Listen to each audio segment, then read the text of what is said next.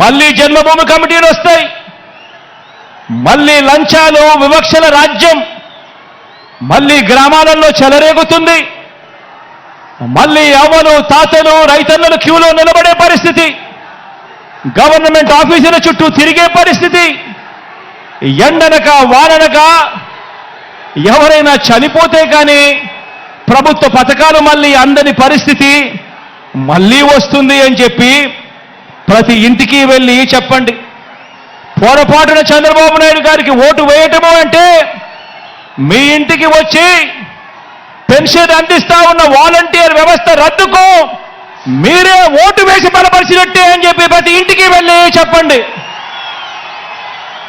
బాబుకు ఓటు వేయడము అంటే గవర్నమెంట్ బడిలో ఇంగ్లీష్ మీడియం రద్దుకు మీరే ఓటు వేయడమే అని చెప్పి ఓటు వేసినట్టే అని చెప్పి ప్రతి ఇంటికి వెళ్ళి చెప్పండి.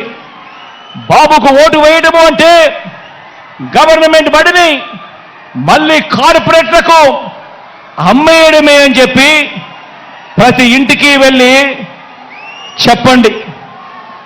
పొరపాటున బాబుకు ఓటు వేయడమే అంటే మళ్ళీ వైద్యం కోసం అప్పులు కావటమే అని చెప్పండి. పొరపాటున బాబుకు ఓటు వేయటము అంటే రైతన్నలు రైతు భరోసాను వదులుకోవటమే అని మళ్ళీ మోసపోవటమే అని ప్రతి ఇంటికి వెళ్ళి చెప్పండి. పొరపాటున బాబుకు ఓటు వేయటము అంటే చంద్రముఖిని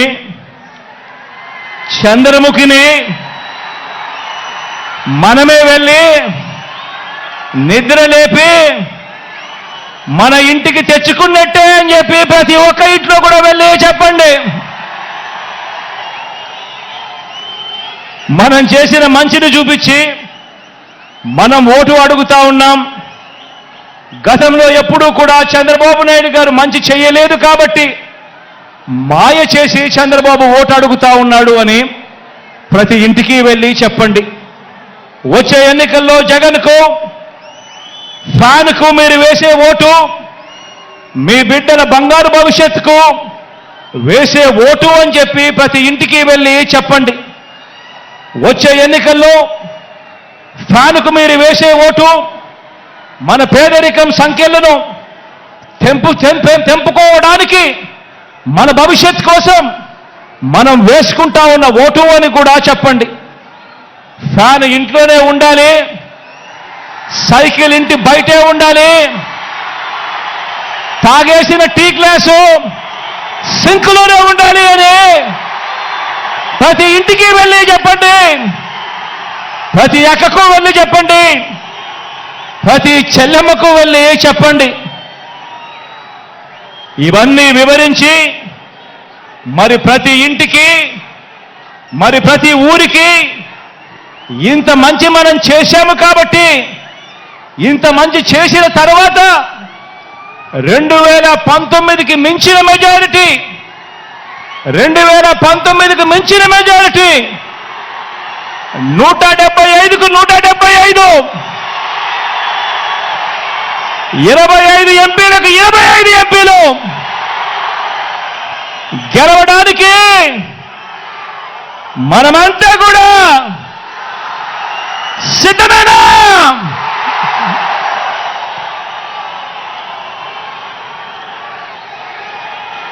నా ప్రసంగం ముగించే ముందు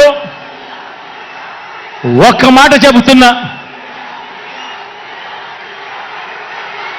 మన మేనిఫెస్టో త్వరలో విడుదల చేస్తాం. కానీ చేయగలిగిందే చెబుతాం, చేసేది మాత్రమే చెబుతాం. అందులో చెప్పిన ప్రతి ఒక్కటి కూడా చేస్తాం. జగన్ మాట ఇచ్చాడు అనంటే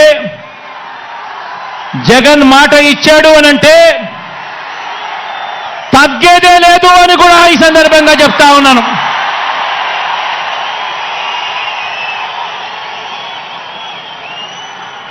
ఆంధ్రప్రదేశ్లో మనం ప్రారంభించిన పరిపాలన ఓ స్వర్ణయుగానికి దారి తీస్తోంది. 90% ప్రజలు తెల్ల కార్డుల మీద జీవించే పరిస్థితి నుంచి ప్రతి కుటుంబం కూడా పేదరికం సంఖ్యలను తెంచుకొని ఆ పేదరికం సంఖ్యలను తెంచుకొని వాళ్ళ అడుగులు ముందుకు వేసే పరిస్థితి రావాలన్నది నా కల. అలా చెయ్యాలన్నది నా లక్ష్యం. ప్రతి ఒక్క ఇంటి నుంచి క్వాలిటీ చదువులు, గొప్ప చదువులు